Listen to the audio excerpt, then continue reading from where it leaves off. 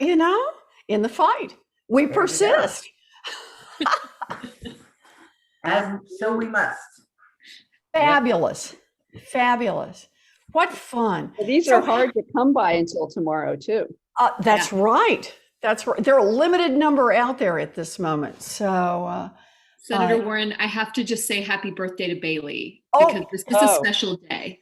that's right. Bailey? Bailey? Cameo, Come here, please. bud. Come here. Come here. Come here. Come here. Come here. Come on. Come on. Come on up here. Come on up here. Come on. You feeling too lazy? Here you go. I see that tail going. Say happy birthday. You can see the tail wagging. Happy birthday, sweetie. She's a good boy. Yeah, he was in there sleeping off that burrito. Yeah, I bet he was. I tell you, it's the reminder. I actually do love having a dog. Oh, yeah. It's just kind of the no matter what else happens in your life, hey, I still want to go for a walk. And if I go for a walk, the world is like great, And that's kind of a good thing to have in your life. So yeah, they have no idea any of this stuff. Yeah. They're in the moment. Yeah. Exactly. In the moment. I like that. You've landed in this crowd. I can't speak for Stacey Abrams, but you've landed with the P&P people with a horde here of massive, passionate dog lovers. So, oh, good. Yeah, there are just dog people in this world. And it's just kind of how we are. Although I noticed something I was talking to a state legislator here in Massachusetts, and it said, my little notes on him said, and he lives with his rescue dog named Kitty.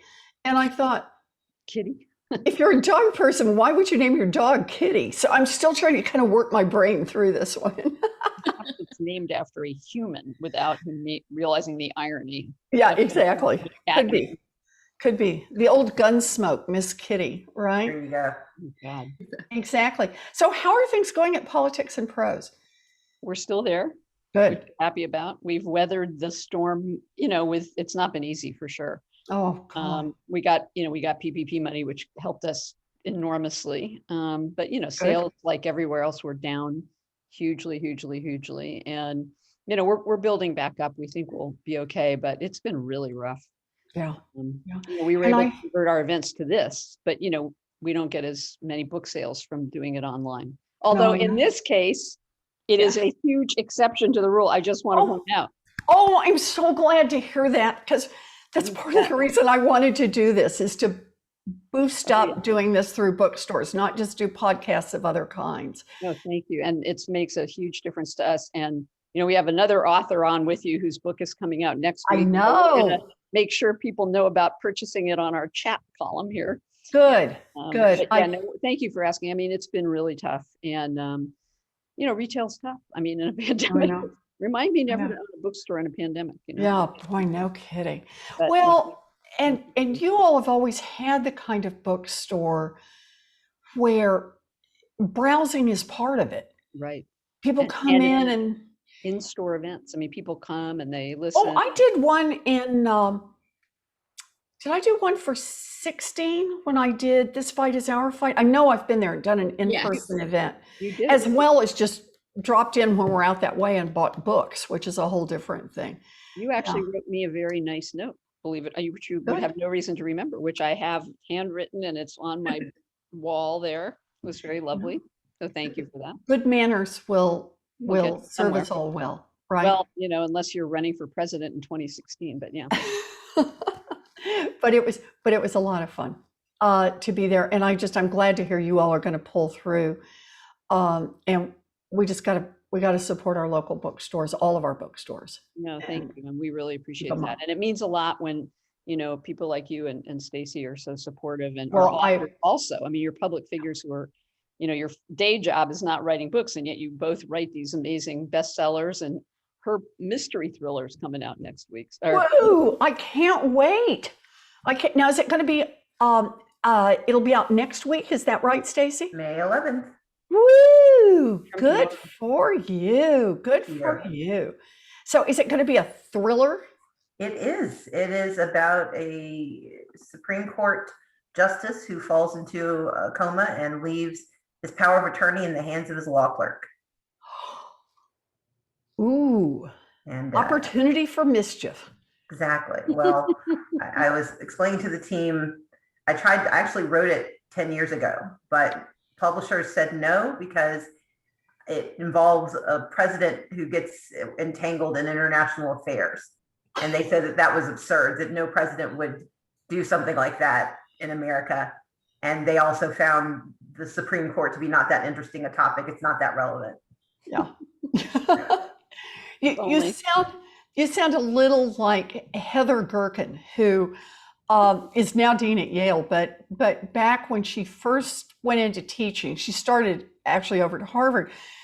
And I had sort of taken her under my wing. We didn't have that many women on the faculty, still don't have enough, but didn't have that many women.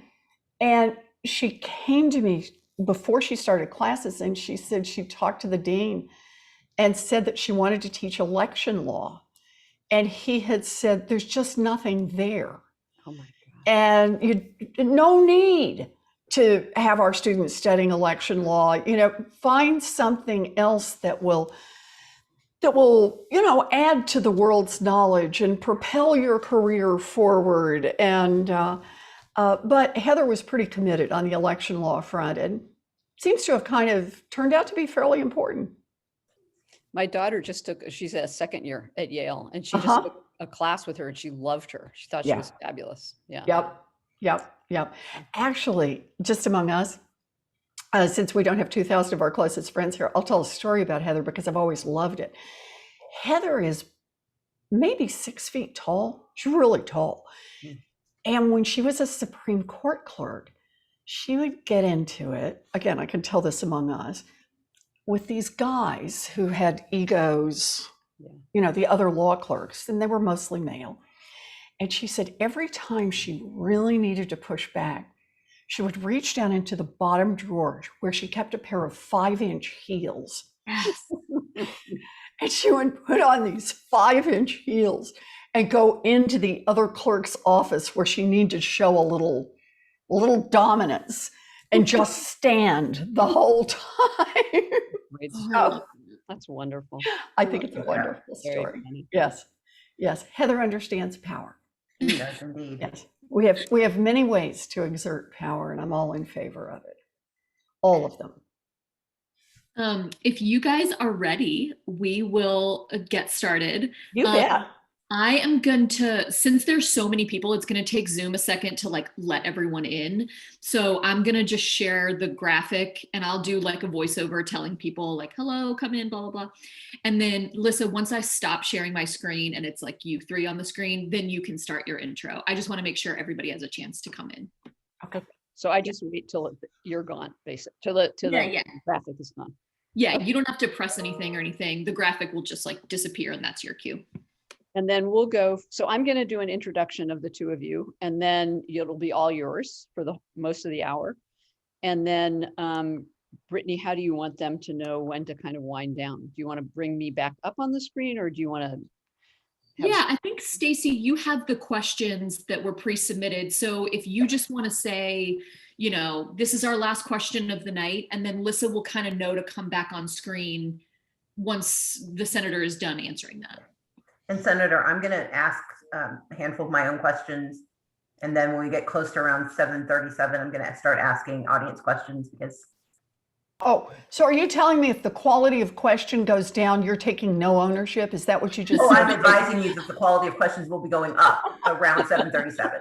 I'm just teasing you. Yeah. And you should feel free to inject your own questions at any point during the hour too. If they're run out of good audience questions, or there's something that just comes up that you feel like asking, you should, you're in charge, so you can do whatever you want, basically. I do what Stacey tells me in this. That's what this evening is about, and I'm so pleased that Stacey was willing to do this. I really am grateful. Given the number of times I've called on Senator Warren and said, by the way, need to fix something in humanity, can you help?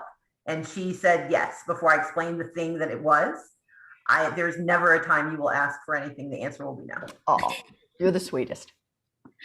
All right. Well, thank you both for doing this. And honestly, we'd be so honored to have either of you, and to have you together is, beyond comprehension. Dynamic duo here. Yeah. So thank you both so much. All right, I'm going to share that and then we are going to start. Hi, everyone. Welcome. We're just going to give Zoom a bit to allow everyone to enter the space. So come in and get comfortable. Hello, hello. Welcome, everyone. We have so many people joining us. This is absolutely incredible. We're so glad you're here. And we are going to get started soon. We're just letting everyone join. While we let people join, I will be dropping links in the chat just so everyone knows to buy Senator Warren's book, to buy Stacey Abrams' book that is out next week, which is a political thriller that is very exciting. Also, we're so excited to be partnering with GW on this, so we will post about them as well. But we're just going to give it a couple more seconds to let everyone join, and then we will start the show.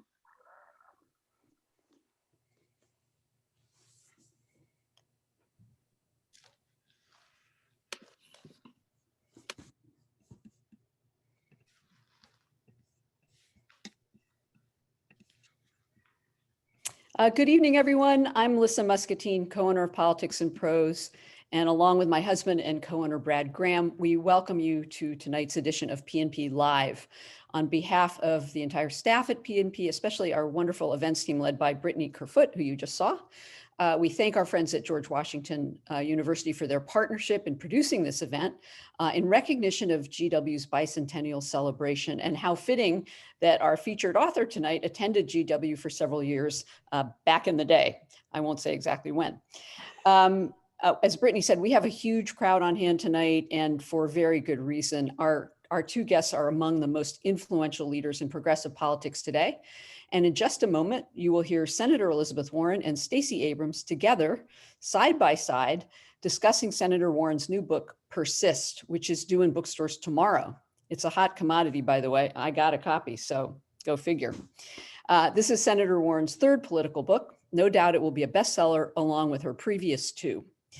So many things come to mind when you hear the name Elizabeth Warren. Harvard law professor turned senator, turned presidential candidate, pinky promises and hours-long selfie lines, 81 policy plans and proud of them, the chastening of Mike Bloomberg on a debate stage, bankruptcy reform, getting big money out of politics, fighting for childcare, Bailey and Bruce, Bruce and Bailey, beer, and a battle cry that became part of our political lexicon thanks to Mitch McConnell, who in 2017 famously explained that despite his repeated warnings to Senator Warren to stop her speech opposing Attorney General nominee Jeff Sessions, quote, nevertheless, she persisted.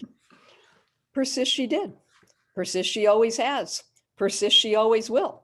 And that is the crux of her wonderful new book, Persist, which explains with refreshing candor how her experience as a mother, teacher, planner, fighter, learner, and woman have shaped her political vision and made her a champion of society's underdogs, especially women. In praising Senator Warren's storytelling abilities, NPR this week called Persist, quote, a campaign trail Warren in book form. But I think that's a bit of an understatement, for when you turn the pages, you'll also learn about how Senator Warren has handled sexism, Me Too moments, and the emotional pain of pulling out of the 2020 campaign. How lucky and honored we are tonight that Senator Warren will be in conversation with the incomparable, formidable Stacey Abrams, lawyer, former minority leader of the Georgia House of Representatives, Georgia gubernatorial candidate, and persistent voting rights advocate who deserves more credit than any other human being on the planet for Joe Biden's victory in Georgia in the 2020 election and the flipping of the state's 2 US Senate seats from red to blue. And that's not all Stacey Abrams has done. She's also the author of several bestsellers about politics, a slew of romance novels, and as Brittany said earlier, due out on May 11th, a week from tomorrow, her first fictional political thriller called While Justice Sleeps. Stacey Abrams has accomplished already, in not quite 5 decades, more than most of us could accomplish in 5 lifetimes combined. And we know she's not done yet. We can't wait to see what the future holds for both of these incredible, inspiring women. We're so honored to have them with us tonight. And with that, I turn the floor over to the two of you, Senator Elizabeth Warren and Stacey Abrams. Thank you so much, Lisa. And it is always an honor, Senator, to be in your presence and to get to talk about this extraordinary work, Persist, by Elizabeth Warren. I'm going to start by reading one of my favorite passages from this book. The judge glanced at each of us and looked down at his papers. Then he looked back up at me, seeming to appraise my spiffy suit and the perky little bow at my neck. Mrs. Holt, he said, couldn't you get a lawyer? Everything stopped. The other lawyer rolled his head my way. Mr. and Mrs. Holt stared up at me. The people in the courtroom looked over at me. I was dumbstruck. I glanced again at Mr. and Mrs. Holt just in time to see them look at each other with the "I told you she couldn't handle this" written all over their faces. I felt sick. I looked back at the judge. After a long pause, I lifted my chin a bit and said as calmly as I could muster, "I am the lawyer, Your Honor." Can you tell us about that moment and how that ties to every extraordinary moment we have seen of Elizabeth Warren over the last, for most people over the last 15 years? But tell us about the lawyer, Mrs. Holt. So here I was. I'll set a little more of the stage. I'm the first in my family to graduate from college. I became a special ed teacher, got fired when I got pregnant. That story is also in the book. I'm at home with a baby. I get this crazy idea, I'm going to go to law school. I end up going to law school, lots of challenges in doing that. I've graduated from law school, 9 months pregnant, and once again, completely unemployable. So now I'm at home with 2 little babies, and I'm basically practicing law out of my living room. So, somebody comes, I have a shingle hanging out in front of my house, and somebody wants to do something like write a will or something like that. I kick the toys under the couch and invite them in and do the work. And a neighbor ends up in a car accident. And one thing to another, the insurance company won't pay. So they ask me if I'll help. All of us thinking this is going to be a couple of letters. Well, it ends up in court. So there I am in court. I've never been in court before. This was a shocking thing to me, that you could be a lawyer, certified, the bar, the whole business, and never actually having been in court. So I show up, and when the clerk calls out for the 2 parties, the judge mistakes me for the plaintiff, the person who's suing, rather than a lawyer. And when I say, Your Honor, I am the lawyer, he does this, the lawyer, we never had and he keeps stumbling around about what this means. And it really is, it's one of those moments that we all face, I think, at different levels, or at least I sure have in my life, about when it's so clear, no one has to speak it out loud, you just don't belong here. You're not what it looks like. You're not the person we expect to see in this spot doing this thing. And that is the moment where you've got a choice to make. You either fold in on yourself and never put yourself in that position again, or you push on through it. And even when the people you're there to represent look like they want to, flee from the room, and that's, for me, was a big part of what that moment was like. But also the reminder, I came just a little later than a lot of what I think of as the real pioneers in the women's movement.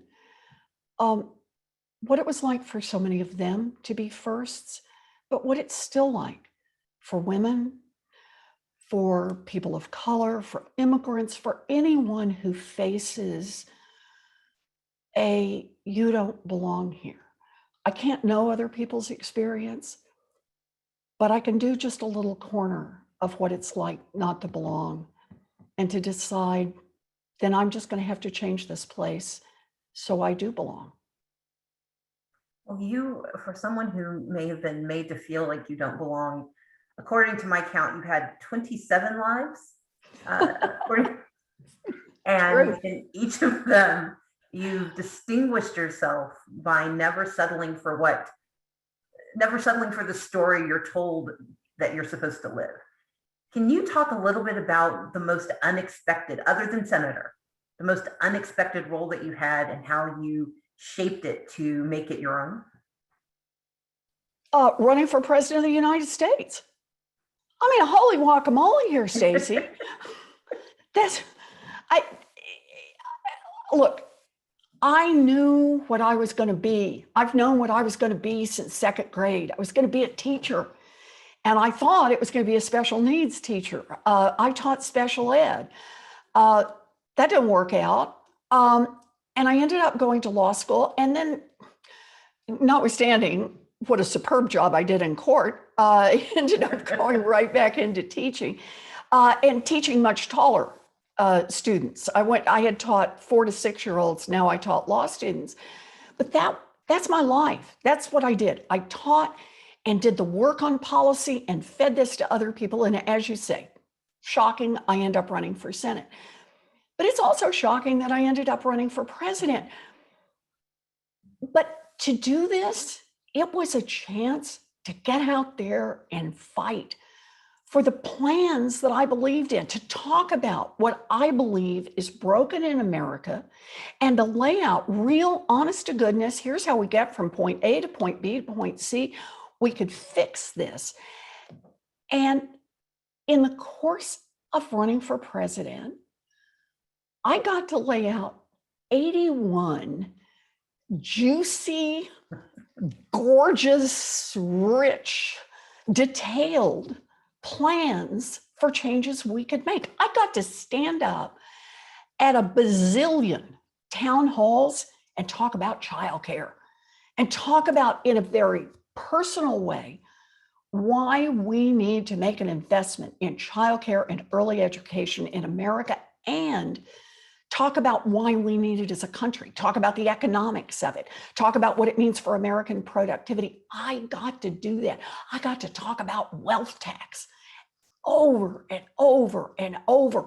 I got to talk about canceling student loan debt. I got to talk about big changes we could make. And I didn't win. I mean, spoiler alert, that's in the book. I didn't win the primary. I didn't become president.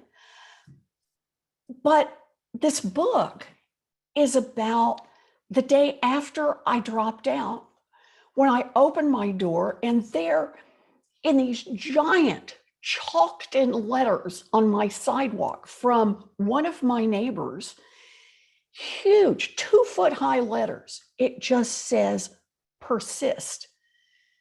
And it's that moment when I just thought, yeah, the same reason I got in this fight is the same still out there. I still need to be in the fight. And so I write this book. I tell these stories about why policy is so personal to me, but to all of us. And then get a chance to talk about a lot of those 81 juicy, glorious plans. And we're still talking about them. Last week, President of the United States talked about childcare and early childhood education as a significant part of how we build an America going forward. Yes. So talk a little bit about why, and anyone who watched your campaign should be able to recite your stories.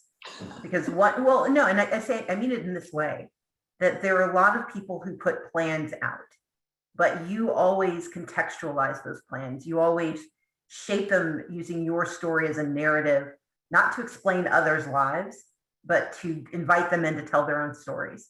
So can you talk a little bit more about why childcare, why this conversation has been so core to who you've been, your adult life?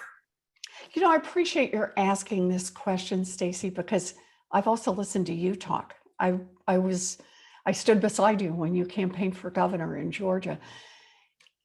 You do that. You tell the story and bring people in. So for me, childcare to me is like one of these. It's at the heart of how I think of every part about policy, and here's why. Like I said, I thought I would be a special education teacher for all my life. And I talk in the book, I tell the stories about how much I loved it and why and what it was like. And I talk about getting fired when I got pregnant. So here I am, I'm at home. And like I said, I have a little toddler. And I get this crazy idea that I'm going to go to law school. And you know me, plans. So I have it totally laid out. Take the LSAT, check. And good state school, Rutgers, State University of New Jersey, that I can afford and how I'm going to pay for it. I've got all the pieces laid out. On that list is childcare. Amelia, my daughter, by the time I start law school, will not yet be 2 years old. So I kind of think, all right, I'll get this done. I have everything checked off on my list. And, like a month and a half before school's ready to start, I start looking for childcare. It was a horror, Stacey. It was, I couldn't find any place. If I could find a place, it was 80 bazillion miles away. If I could find a place that was closer, they had a waiting list that was a mile long. If I could find one that didn't have a waiting list that was a mile long, it cost a fortune and it would keep me from, I couldn't pay for it. Every part about this, it was just almost impossible. And then literally, we're down to 5 days before classes start. And I find a woman who is just starting to do some daycare and childcare and take kids in. And it's a nice place. It's gentle. It looks kind. It's going to be great for Amelia. And I'm filling out the form, and the form has all the pieces to it. And then it says she only takes dependably potty trained children. Amelia's not yet 2 years old. And I still remember, I look over at Amelia, who's sitting there in a diaper, thank you very much. And I look down, dependably potty trained, and I went, check. and went home, and I had 5 days, less than 5 days at that point, to get a not yet 2-year-old dependably potty trained. I will not give you my techniques here, but I will tell you this, Stacey. I'm here tonight, at least in part, courtesy of 3 bags of M&Ms and a very cooperative toddler. And I laugh about this story now. But here's the thing. I came that close, hair's breadth, to not being able to go back to school. And my whole life would look different right now. And then I talk later in the book about something very similar happening when I had my first teaching job in law. That close. I mean, as in I'm on the phone saying, I can't do this anymore. That close to losing that first teaching job at a time when those jobs were really hard to get and really hard for women to get. And now here's the part that really kills me. That was me 2 generations ago. It was my daughter a generation ago who faced exactly the same set of problems. And it will be my granddaughter, if she has children, if we don't make some changes. We want to build an America that's full of opportunity. We want to build an America where productivity goes up. Then by damn, we need to invest in childcare, universal childcare that is affordable, childcare that is available, high quality childcare for everyone.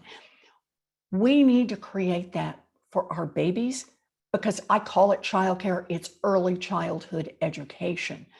We need to do that for our mamas who want a chance to build, to go back to school or to get a job, to build a career, to build some economic security, and for our daddies. And we need to do it for our childcare workers who are just paid a pittance relative to the kind of responsibilities they take on.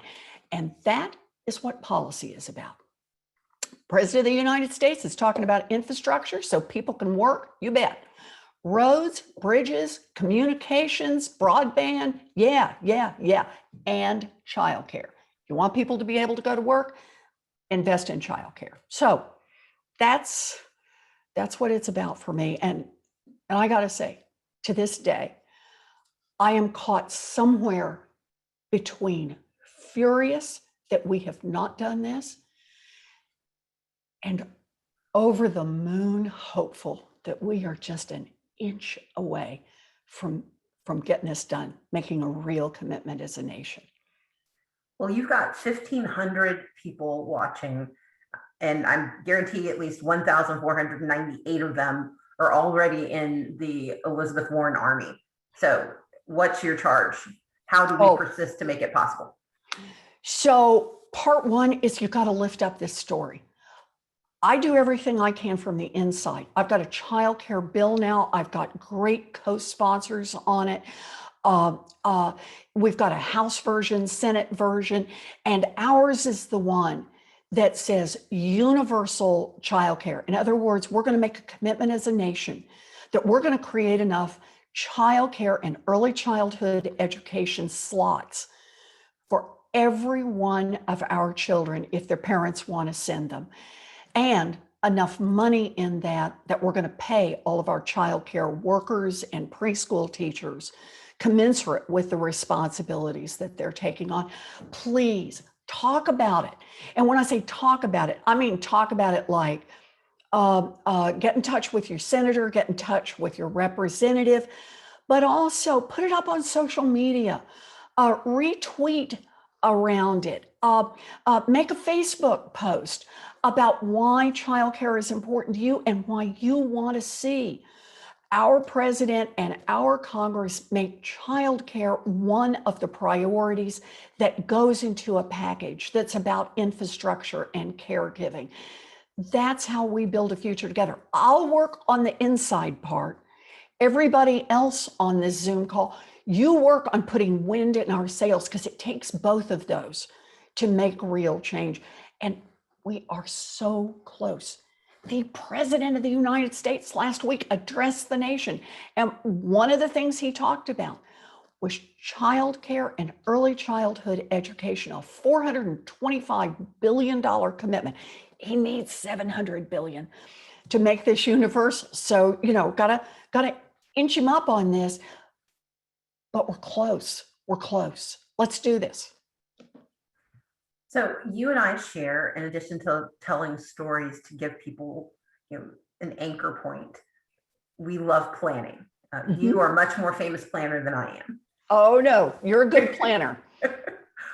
Talk about why planning. I mean, you've talked about the plans, and what I love about your book is that you spend time explaining why planning matters, how it concretizes dreams. Can you talk about why and where you started planning? Like, do you remember your first plans?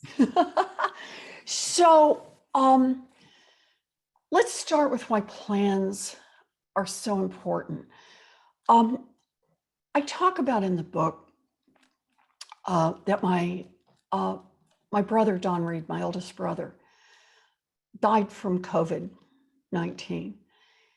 And he died at a time when the President of the United States not only didn't have a plan, he was anti-plan. He said that COVID would magically disappear, that he complained because he couldn't be on the golf course. If America had had a plan early, it's at least possible that my brother would be alive. So planning matters a lot. Planning is how we get from here to there, but it's more than that. Planning is telling the rest of the world what you're doing. And that has real consequences. it means partly the rest of the world can give you better ideas. They can help you make it better. I have 81 juicy, wonderful plants, but you want to know a funny thing about that? Some of them got a lot better over time after I put them out there. And I say that partly with some embarrassment, saying there were some parts in some of those plans that we hadn't fully thought about or hadn't seen some other aspect until you put it out there publicly. And people jump in and say, whoa, add this part to it. Planning lets you do that instead of going off in silence and not getting that kind of feedback. But a second thing that or a multiple thing that planning does, planning in the electoral context gives us the chance to weigh and measure what candidates are telling us. I want to see your plan, and I want to see that other person's plan, and I want to see if those plans make any sense to me. I want to hear when you plan what you prioritized. Why is it that you, Warren, put childcare so high on your list and you didn't put some other things so high on your list? Big tax breaks for investing in more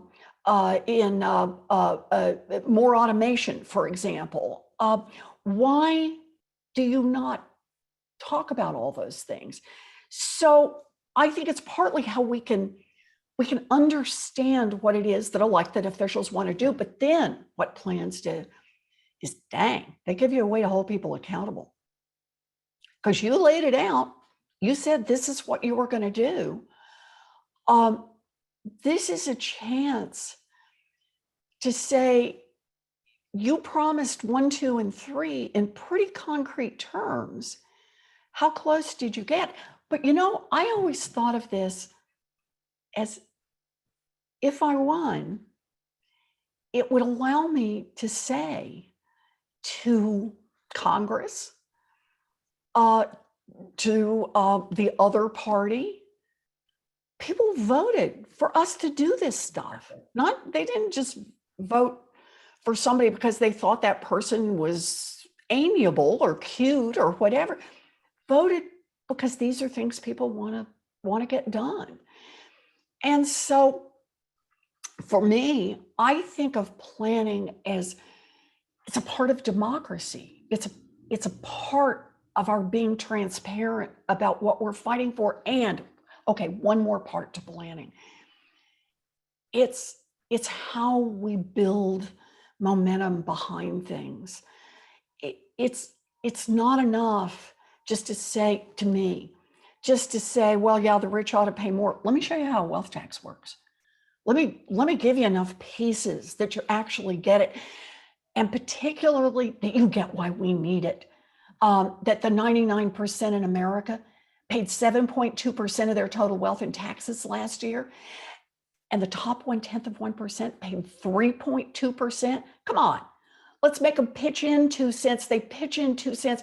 We've got the money for universal childcare. We've got the money for our infrastructure plans. We've got the money to cancel student loan debt and still have money left over.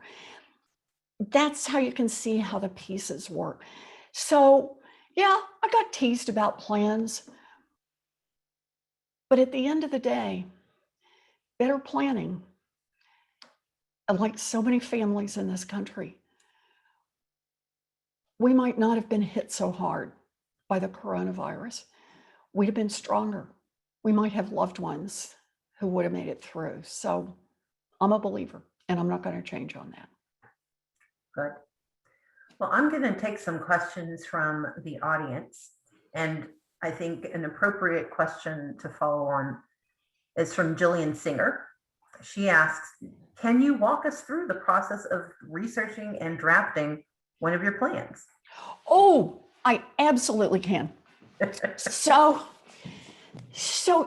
here's how it starts. It starts first with a problem. Plans don't start as plans. They start as understanding something that's broken. And here is why diversity matters and money matters. I'm going to connect these up. And when I say diversity, I'm hitting every sense of the word. So I talk about in the book the role of money in the whole electoral process. You know about this, Stacey. You've had to raise money. And in fact, we've done it together, right? But think about it this way. If you spent a huge amount of your time as a candidate, and even better, a huge amount of your time, let's just say as a sitting senator, raising money, who are you spending your time with? People who have money to give, right? And well-to-do people. What kind of problems do you hear about? You hear about how taxes are high, right? You hear about how some business regulation is causing friction and they don't like it. If you don't spend your time that way, but instead spend your time, let's say doing a bazillion town halls and selfies, and that's where you spend, I don't mean a little bit, everybody does some, right? I mean, that's your time. You hear from public school teachers. You hear from people who wait tables. You hear from people who are living it every day. So, for example, it was a public school teacher in a selfie line who explicitly said to me about Secretary of Education. Everybody was talking about, how much we dislike Betsy DeVos.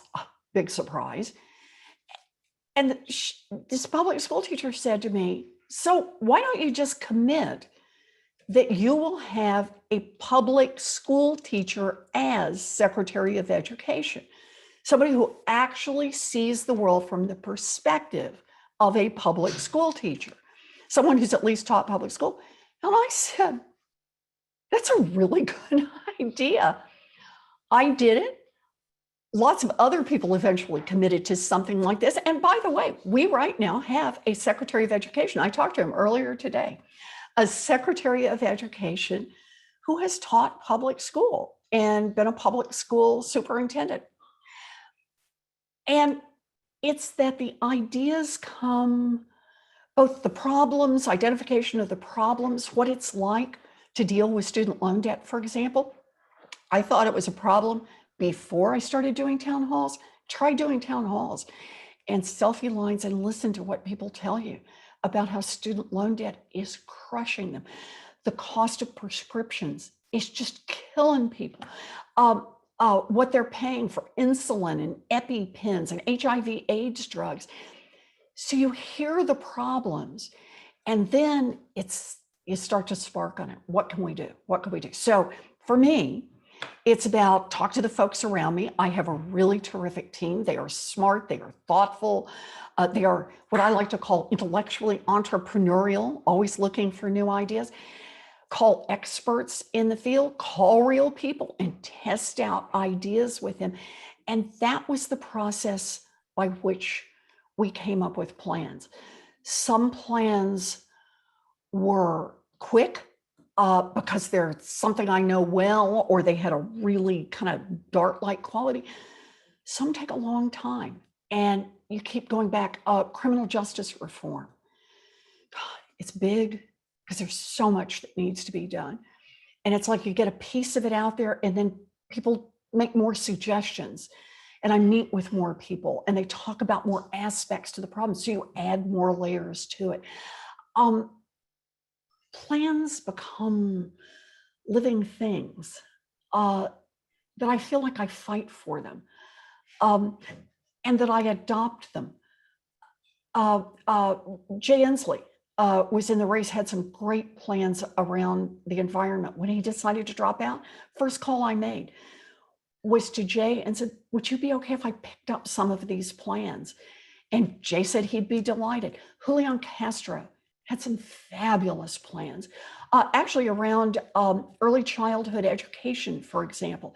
I asked Julian, when he was no longer in the race, would he be okay if I lifted his plans? And why not? That's a good thing that came out of our running.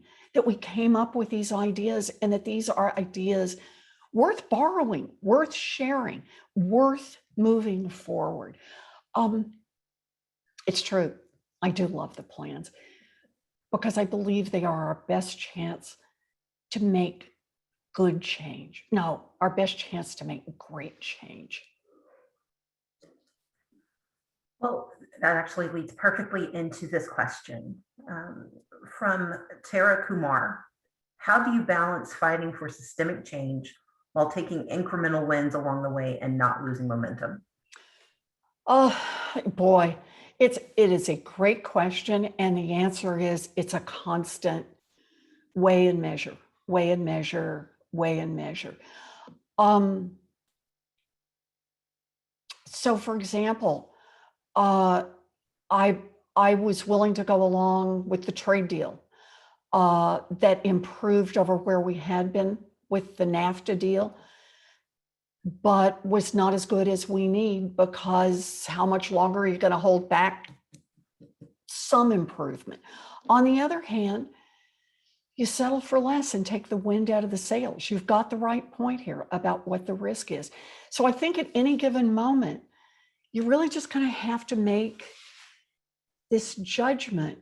I'll say one more thing, because I talk about this a fair amount in the book. By doing a plan where you lay out what you believe is right, the good news is it wasn't just a kind of general, 10,000 foot level vague description. You actually know what you could accomplish. I often talked about on the plans ways that where you could raise revenue, for example, for it. And the point is not to say that's what we have to do, but it was a way to try to make the pieces concrete. It gives you something to measure against when you're trying to decide, have you gotten half a loaf, 3/4 of a loaf, or only a couple of crumbs? And the specificity of plans and the fact that you've had to think through them in detail really helps a lot on that. So this is from Natalie Richmond. How do we get the older generation more concerned about climate change? Oh, well, I don't get it anymore. I don't get how anybody's not concerned. In fact, I don't get it how anybody in America sleeps at night, because this is an existential threat. I have been so impressed with how young people in our country have taken this on and become the activists for climate change. The Sunrise Movement has changed the conversation. They have put such energy into this, into the fight, fighting for the Green New Deal. The young people who are out fighting for this.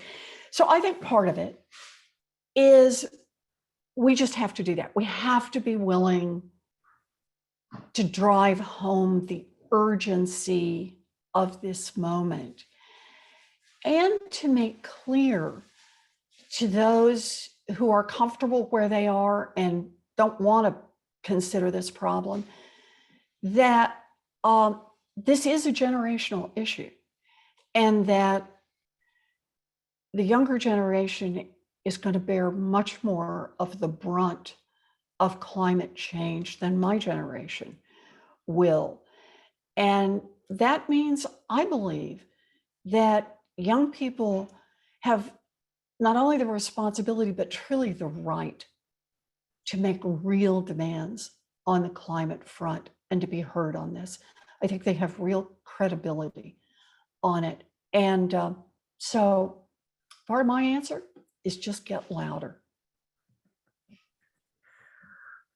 So from Leah Salza, do you have some guidance for parents in raising children who understand the importance of using their voice and staying engaged in creating democracy?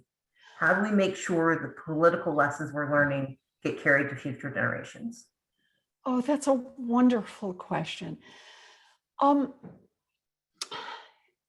believe in engaging children early. when I ran for Senate, I was told I had no chance at all. People said to me quite openly, Democrats said to me quite openly in 2011 and 2012, I think it's great that you're running, but Massachusetts is not going to elect a woman. And this guy you're running against, you can't beat him. And so I thought, well, that may be right, but I'm going to make something come out of this no matter what. And one of the things I decided I would make come out of this is every time I saw a little person, especially a little girl, I would get down on one knee and say, hello, my name is Elizabeth, and I'm running for Senate because that's what girls do. And then we would do pinky promises to remember it. I'm talking about little tiny ones, all the way up to some that were in their 80s and 90s. So we had a big range there. It's the personal engagement. And of course, we did a bazillion pinky promises when I ran again in 2018. And when I ran for president, I think treating children with respect and talking about it openly, what it means to respect other human beings, is a big part of laying a foundation for raising good global citizens. I think talking about public choices that we make, about our schools, appropriate to each age of the child, but talking with children about things like why we want every child to have a chance to go to school. Children are ready to talk about those things. And I think early on, it instills in a child this sense of we are in this world together, and we owe to each other a duty of care and concern and investment in each other.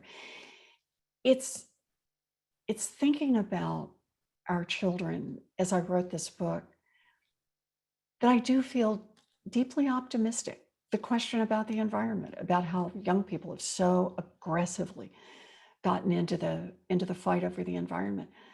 I feel optimistic. We're poised in this moment.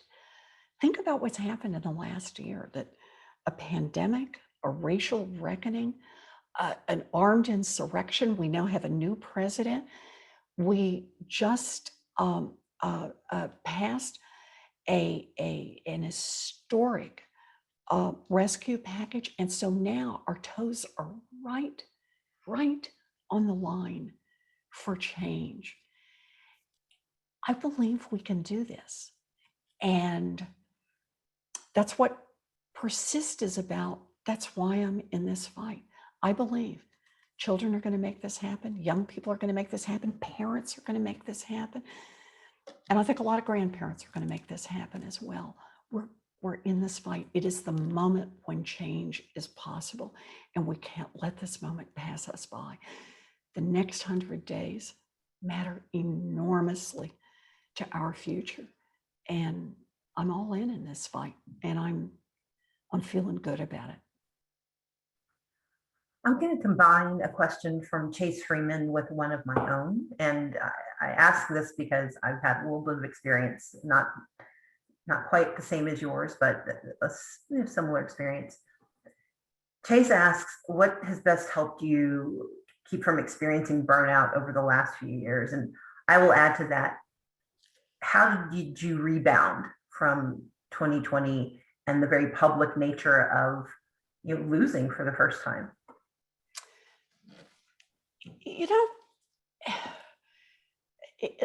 Like I write about in the book, I think a loss forces you to ask yourself, well, why were you doing this to begin with? And for me, the answer is pretty straightforward. 81 plans. That's why I was doing this. I mean, dang. That's what it was always about. Well, okay, so now you're not going to get to be president. But does that mean those 81 plans don't matter anymore? And the answer is no, they still matter.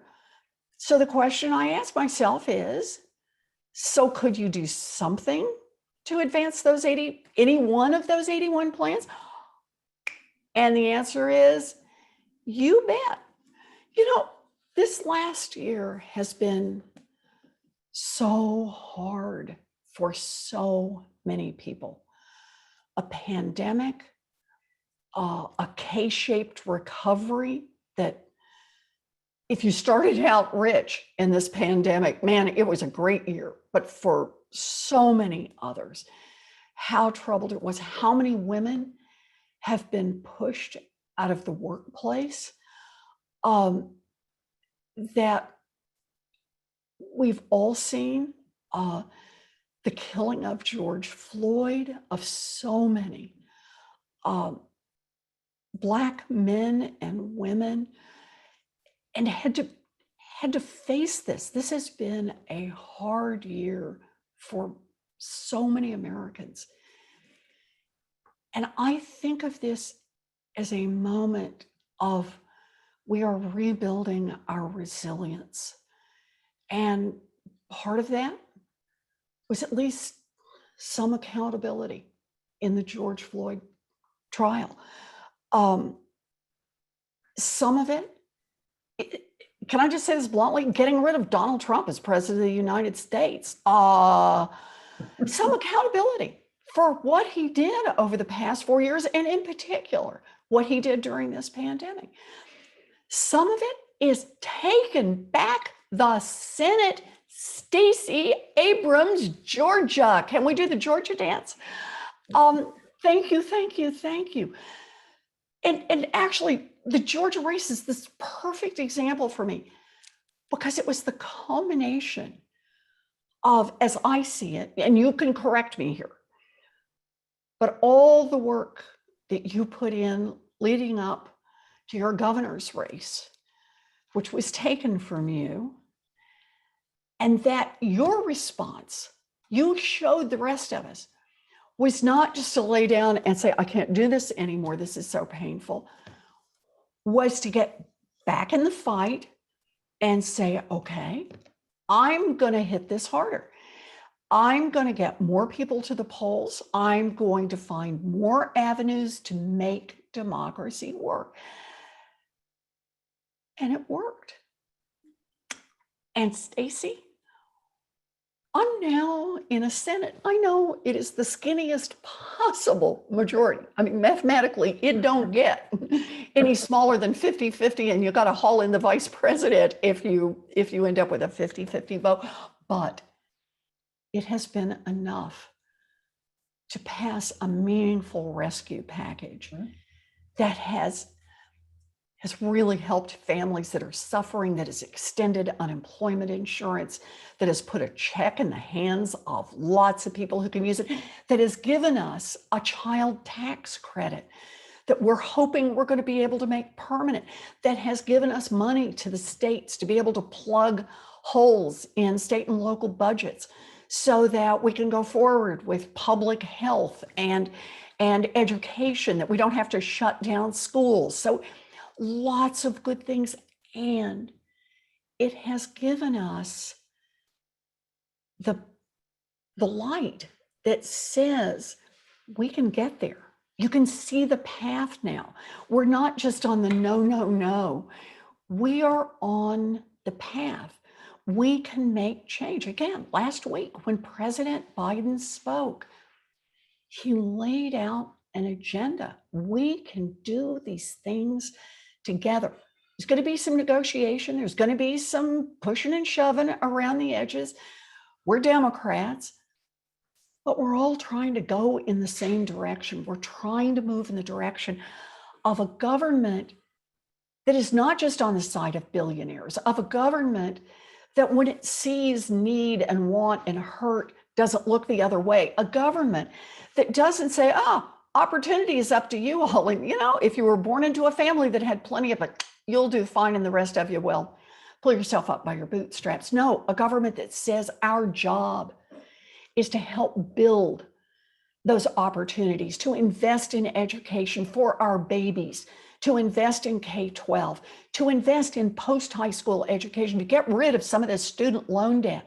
So people will have an opportunity to get married, to start families, to buy homes, to start their own small businesses.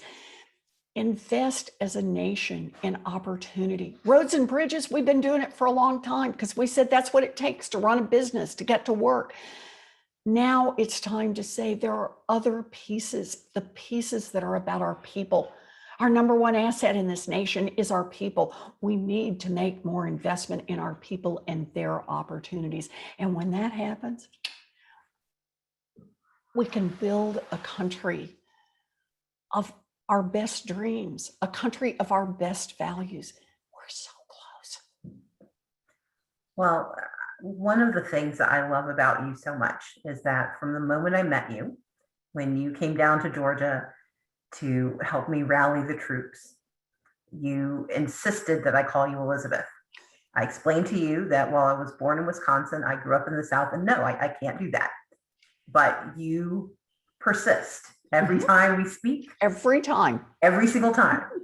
And what makes me smile every single time is how sincere you are, how you aren't saying it because it's something nice to say. You asked me to call you Elizabeth because you see no difference between who you are and where anyone else is. And so I just want to tell you on behalf of the hundreds of people with questions that I didn't have a chance to ask, and those of you who adore Elizabeth Warren, the teacher, the woman, the persister, the senator, the lawyer, the leader, we are so grateful every day that you persist. Thank you so much for spending the evening with us. Thank you. You're the best, Stacey. And I just want to say on behalf of all of us at PNP, thank you both so much for an incredible conversation. It was wonderful. We're so honored to have you both. We will follow you both to the ends of the earth to get all this work done that needs to get done. I also want to say thank you to our audience. Thank you to GW for partnering with us. We look forward to many more events. We look forward to many more books from our two authors, and it's not even their day jobs. And for the moment, we just wish you all a good, healthy spring and summer.